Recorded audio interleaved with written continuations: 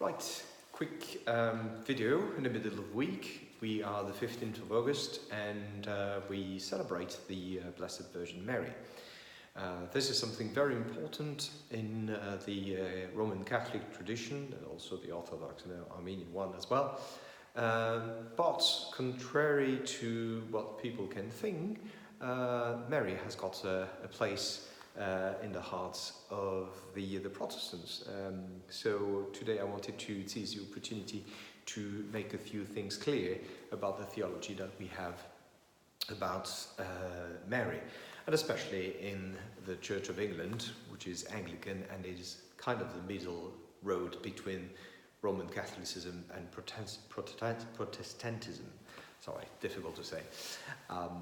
Okay, so the major distinction that we can make is the distinction between the virginal conception and the Immaculate Conception. So let's have these things clearer.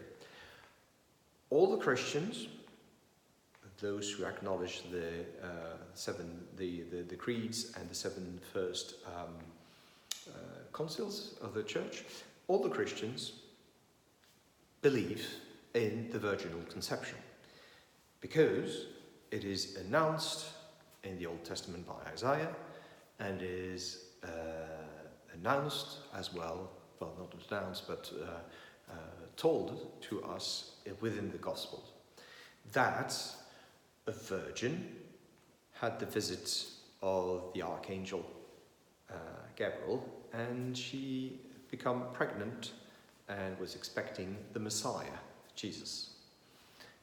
It's in the Scriptures. So all the Christians believe in the virginal conception. The thing is that due not to the Scriptures but to tradition, the Roman Catholics, as well as the Orthodox, added a layer on. They made a distinction between the Virgin Mary and the rest of the women, especially the Catholics. The Catholics recognize, due to tradition, as a dogma with the Council of Vatican I, which was at the end of the 19th century, that there was the Immaculate Conception. So it's not the virginal conception, but the Immaculate Conception. The Immaculate Conception was to consider that Mary was immaculate, which means she was without the original sin. So she was set apart to be able to become the Theotokos, the Mother of God. And there are some traditions like her birth was also special and so on and so forth. But also, due to this, the Roman Catholic considered that she hadn't got any intercourse with her husband, Joseph, and hence she did not have any children after Jesus, and she remained virgin for good. And because she was without the original sin, she wouldn't die. So she had her assumption to the heavens instead of dying, which the Orthodox call not the Assumption but the Dormition. So these differences have got several theological outcomes. For us, within the Protestant tradition, all the Protestants and the Anglican, it is not in the Scriptures. Even if we, Anglican, have the Scriptures and the tradition, and also our mind to our reason, to think about theology, we disagree with that. Because actually, the Virgin Mary is the humanity, the new Eve, that despite her sin is able to say yes to God. And it's about free will. It's humanity accepting to have the Saviour. And there were so much implication. And Mary, she was at the same time confident with the Archangel Gabriel announcing to her, but at the same time it was frightening. That was really, really frightening what he was announcing to her, because she knew what were the consequences. She could be stoned or burned to death. But she chose to say yes to God. And if she was without sin, so what's the meaning of the yes? It's somebody who is just prepared and then becomes just a receiver of the grace, but as a box. And this is the thing that we question. So for us, the fact that Mary was a sinner is part of the incarnation, is part of the fact that the Word was made flesh, was incarnated.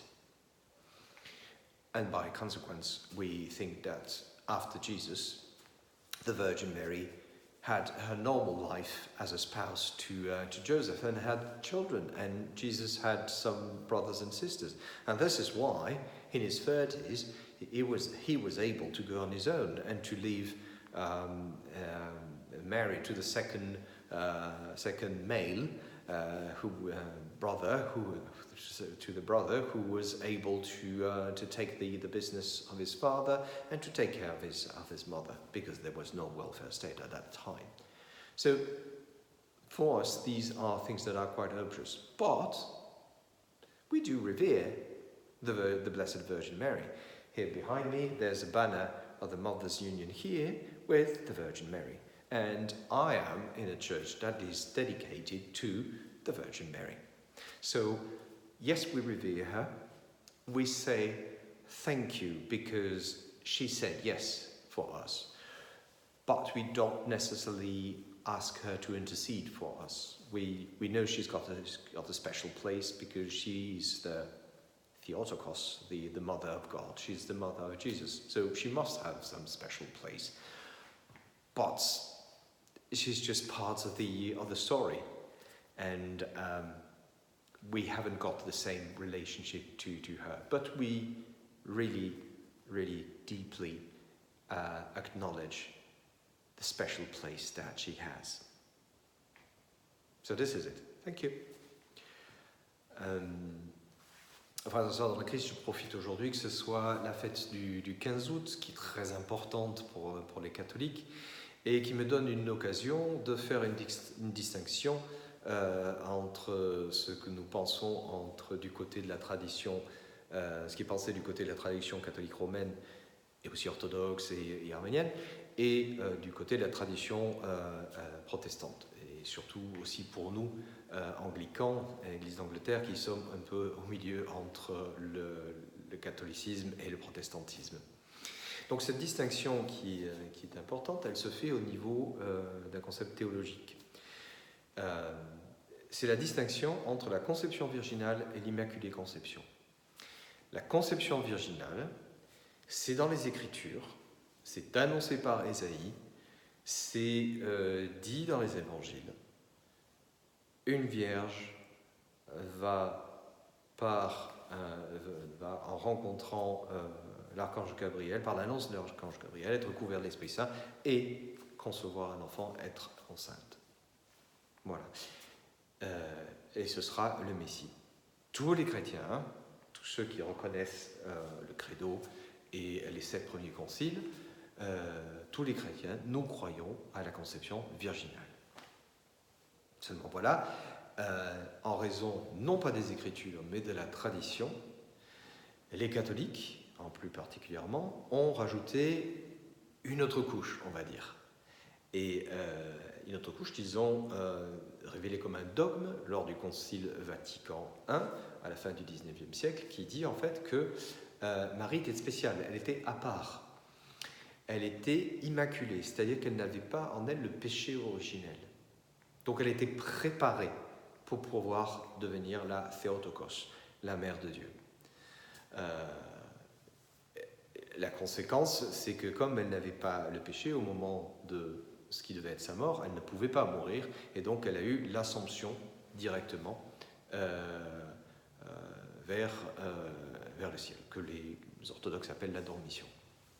Donc, nous, du côté de la tradition protestante et aussi chez les anglicans, nous ne sommes pas d'accord, parce que tout d'abord, ce n'est pas dans les Écritures, cela vient seulement de la tradition, même si nous, anglicans, nous respectons aussi la tradition et la raison pour penser la théologie, mais ce n'est pas dedans. En plus de ça, la question, c'est que pour nous, Marie, c'est une pécheresse comme toutes les autres femmes, mais qui est la nouvelle Ève et qui représente toute l'humanité qui, en dépit de son péché, va dire oui à Dieu, va dire oui à l'archange Gabriel pour pouvoir recevoir le Messie, tout en connaissant les conséquences que cela pouvait avoir, qui pouvaient être dramatiques. Elle pouvait être lapidée ou brûlée vive pour cela, parce qu'elle aurait été conçue sans connaître son mari. Après, la conséquence, c'est que nous croyons que par la suite, elle n'est pas restée vierge, puisqu'elle est... on l'appelle toujours la Vierge Marie, mais elle a eu sa vie normale d'épouse avec Joseph, et elle a eu des enfants. Ce qui a permis à Jésus, à la trentaine, de pouvoir laisser sa mère, parce que le second enfant mâle pouvait prendre le business de son père et s'occuper de sa mère. Il n'y avait pas d'état social, d'état-providence à cette époque comme nous avons aujourd'hui. Donc elle a eu une vie normale. Donc voilà, c'est cette distinction que nous faisons, mais encore une fois, en dépit de cette distinction, nous avons une profonde révérence vis-à-vis de la Vierge Marie. Un exemple, là derrière moi, il y a la bannière de la Mothers Union, qui est un peu le syndicat des mamans, avec la Vierge Marie. Et je suis dans une église qui est dédiée à la Vierge Marie. Donc, nous ne lui demandons pas d'intercéder pour nous, parce qu'on considère qu'elle fait partie de l'histoire, mais c'est pas vers elle que nous nous tournons, même si nous avons un profond respect pour elle et que nous savons qu'elle a une place spéciale. Voilà, c'est ce que je voulais dire. Merci.